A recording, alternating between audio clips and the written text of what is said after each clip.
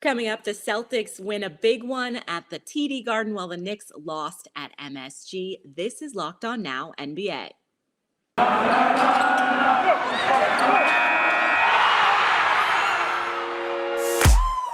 The biggest games, the best performances, expert analysis. You are Locked On Now. Welcome in. You're listening to Locked On Now NBA, local experts on the biggest stories on the hardwood. I'm your host, Kainani Stevens. Thank you for making Locked On Now your first listen every single weekday. Our Locked On NBA hosts are here. They're ready to recap everything from a night in basketball. And the Celtics got their third straight win on Wednesday in our biggest game. The biggest game. It was a career night for LaMelo. He dropped 38, but it wasn't enough for the Hornets to pull off the upset on the road. Locked On Celtics breaks down Boston's full team effort and how they took down Charlotte. Hey there, John Krause here from the TD Garden after the Boston Celtics 113-107 win over the Charlotte Hornets. It was not pretty.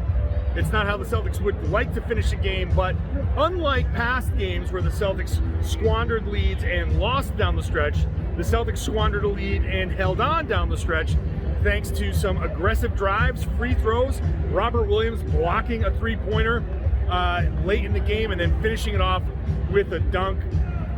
The story of the game, Marcus Smart with 22 points on 7 of 11 shooting and 6 assists. He was very big for the Celtics in this one. And then the Celtics got big contributions off the bench, a rare big night for the bench. Josh Richardson, 23 points on 6 of 8 from 3. And then Grant Williams, 3 of 6 from 3 for 12 points. The Celtics getting big contributions from guys that they needed. Jason Tatum didn't shoot well, 1 of 7 from 3. Jaylen Brown didn't shoot well, 0 of 3 from 3. 7 turnovers for Jaylen Brown on a rough night, and 3 turnovers for Jason Tatum. This is the type of game that Celtics have lost in the past. Now, I know that Charlotte didn't have Gordon Hayward, and that might have made a difference in this one, but for the Celtics, any little bit of progress is very, very welcome. This is a game they normally lose. Instead, it's a game that they won. Now the Celtics are starting to string a few wins together. Now they hit out on the road. Can they keep it going against Detroit? We'll talk about it on the Locked On Celtics podcast, so make sure you're subscribed and watch the show on YouTube. The Orlando Magic got a win for only the 12th time this season. This one was on the road against the Pacers, and while the Magic aren't quite there yet, or a finished product at least, Locked On Magic says Orlando did some things in the win last night that were good and make it look like they're a team ready to make the jump. This is Philip Rossman-Reich, the host of Locked On Magic, as the Orlando Magic defeat the Indiana Pacers 119-118, their 12th win of the season. Yes, they're tied with the Pistons. We'll get to that later, or maybe not at all. Who cares? To me, there is one clear sign of what good teams do. And I'm not saying the Magic are a good team, but I'm saying they did something tonight that only good teams do. Good teams find a way to win when they don't have their best stuff. They find ways to win when they don't play well for 3 quarters. They find ways to stay in games, to keep themselves grinding, to keep themselves going, to get victories. The Magic should have lost this game. They played poor defense for 3 quarters, or for 2.5 quarters maybe.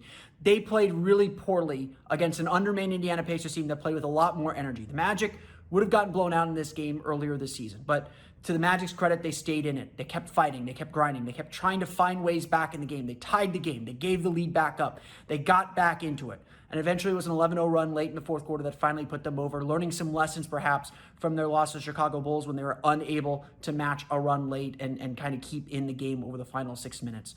This was a really gritty, gutsy, determined win that young teams aren't supposed to do. And yes, I know the Pacers were undermanned and they're not a great team by record either. This is a really solid win for the Orlando Magic, and once again, something they can grow on. Maybe there is a good team in there somewhere. We'll have a lot more coming up on Locked On Magic. Until then, don't send me your tank gifs. The Indiana Pacers didn't quite stack up with the Magic last night. Quite literally, nearly all of Indiana's size missed the game, so it was a tough one for them. Our Locked On Pacers host tries to sort through the mess in Indiana.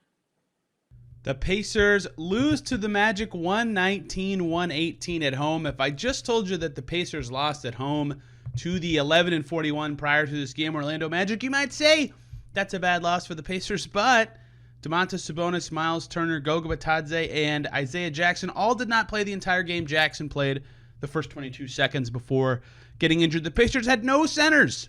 Torrey Craig was their tallest available player at 6'7". He couldn't even play the whole game at center because he had to play starting power forward. The most minutes played at center for the Pacers this game was Terry Taylor, who was 6'5". That tells you the story of why the Pacers could not win this game. They couldn't get the stops when it mattered. Magic scores 60 points in the paint, hit some key threes late, and get it done over the Pacers, who played okay despite having no center, but their defense fell apart without the interior protection required to win this game, and they did not get quite enough from their bench. So they lose at home to the Magic. They still should have won given the personnel available, but still not the worst loss ever. We'll break it all down and more on the Locked On Pacers podcast.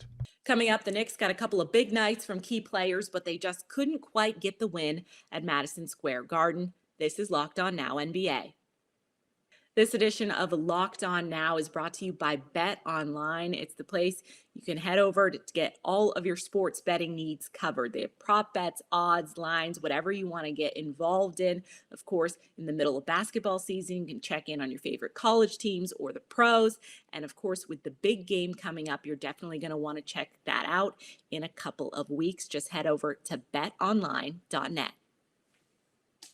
Welcome back to Locked On Now NBA. I'm Kainani Stevens. Thank you for making Locked On Now your first listen every weekday. Let's continue our trip around the league to recap everything you need to know from last night in basketball.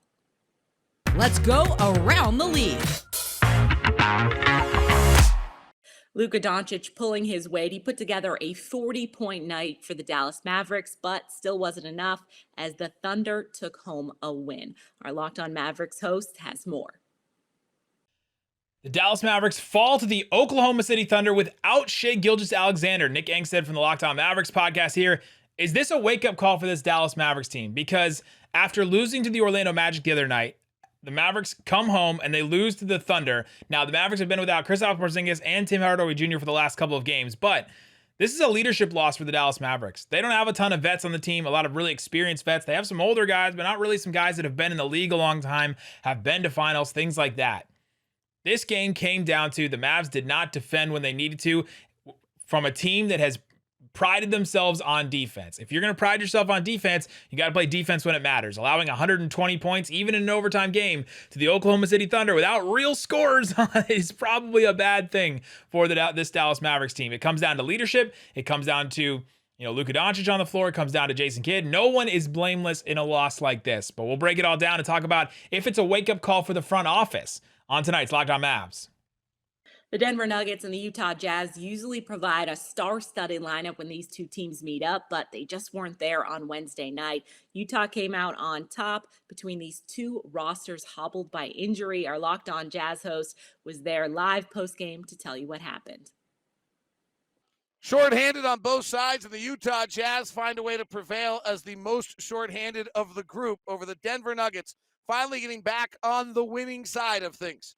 David Locke with Locked On Jazz. The Utah Jazz beat the Denver Nuggets 108-104. The Jazz were without 5 of their top 8 players. Denver was without 4 of their top 5 players.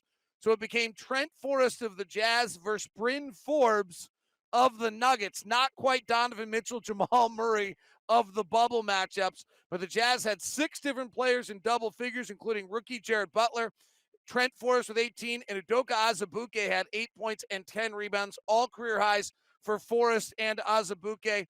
The Nuggets, playing shorthanded without Jokic, without Gordon, without Murray, and without Porter, got a 26-point night out of Bryn Forbes. Down the stretch, it was Mike Conley with 3 fourth-quarter steals, the most veteran player on the floor making those plays as the Jazz get the win over the Nuggets and sweep the season series against the Nuggets with a 108-104 win. The New York Knicks lost at home despite 8 threes from Evan Fournier and slowing down Memphis star John Morant, who did not have a very good night. Locked On Knicks tells you who else stepped up for Memphis to overtake New York. Hey, what's up, guys? This is Gavin Shaw of the Locked On Knicks podcast following a 120-108 loss for the New York Knicks to the Memphis Grizzlies in what was a simultaneously weird, stupid, and kind of fun game for the New York Knicks. They had the highest of highs and the lowest of lows. I thought this was one of Julius Randle's better games on the season. He was fantastic attacking the basket, both as a roll man and seeing seams in the defense and aggressively going after them. and as an offensive rebounder, getting multiple cleanup efforts and a whole lot of fantastic kick-out passes on those drives. Evan Fournier, 8 3-pointers, 30 points, hitting some of the highs that he's hit previously only against the Boston Celtics this year. Emmanuel quickly went on a personal 7-0 run with a 4-point play followed by a deep 3 to get the Knicks back in the game. Mitchell Robinson played one of the better games of his life, 14 points, 11 boards, 8 blocks, and was the linchpin of a defensive effort that held Ja Morant to 8 of 26 shooting. Overall, the New York Knicks showed a whole lot of spirit, but this game wasn't without the mistakes that have characterized the Knicks season and have characterized so many of their losses. RJ Barrett had a moment where he tried to dribble the ball on an inbound that resulted inevitably, I should say, in a turnover.